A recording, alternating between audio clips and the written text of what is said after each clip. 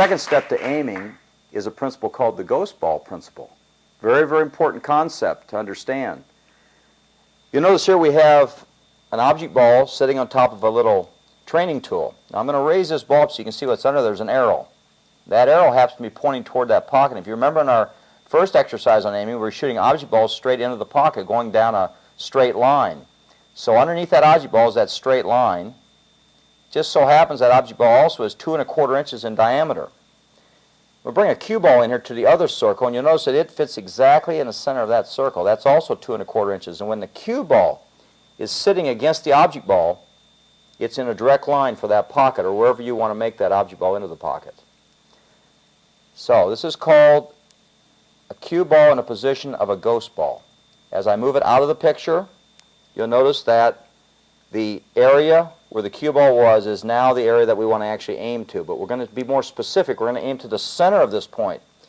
Now, one of the ways we can do that is to take the cue tip and put it right on the center of that circle. That's the center of the cue ball again. Bring it straight back to the cue ball, and the cue ball would be struck and go straight down that line.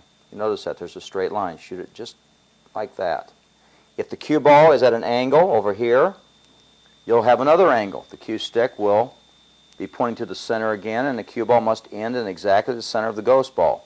In other words, wherever this cue ball is as it moves around, it always has to end up down a straight line toward the center of this ghost ball. Now, if you don't have a ghost ball trainer, what you can do is you can do it like my wife does at Miss Q. She has a very unique concept. We'll take this aim trainer out of here, and she does something that is not in any book I've ever seen. Learned a lot from her over the years, and this is a very unique, simple point. She'll go to the contact point of the object ball, go straight down to the cloth, and then move the stick back about half the width of a cue ball. Now, you've got a really good idea. You can actually see that and envision that in your mind. And you'll notice it comes back to the cue ball, just like that.